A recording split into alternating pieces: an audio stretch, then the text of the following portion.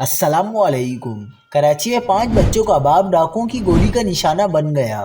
شیر قائد میں ڈاکوؤں کا راج، واقعے پر علاقے میں خوف و ہراس پھیل گیا۔ کیا آپ حالات حاضرہ سے آگاہی حاصل کرنا چاہتے ہیں؟ خبر کے پیچھے چھپے اصل حقائق جاننا چاہتے ہیں تو ابھی سبسکرائب کیجئے جلمل پاکستان کو اور ساتھ ہی گھنٹی کے نشان پر کلک کر دیں۔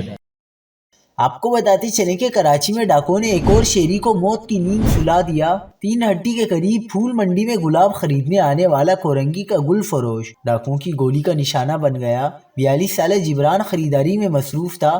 اسی دوران ایک دکاندار کو لوٹنے کے بعد فرار ہوتے ہوئے ڈاکوؤں نے فائرنگ کر دی۔ فائرنگ کی زد میں آ کر 42 سالہ جبران موقع پر جاں بحق ہو گیا۔ مقتول جبران کورنگی 4 نمبر F ایریا کا رہائشی اور 5 بچوں کا باپ تھا۔ مقتول 5 بھائیوں میں بھی سب سے چھوٹا تھا۔ لواحقین کا مزید بتانا ہے کہ جبران اکثر خریداری کے لیے 3 ہٹی جاتا تھا۔ یاد رہے کراچی میں رواں سال میں ڈاکوؤں کی فائرنگ سے جاں بحق افراد کی تعداد 15 ہو گئی ہے۔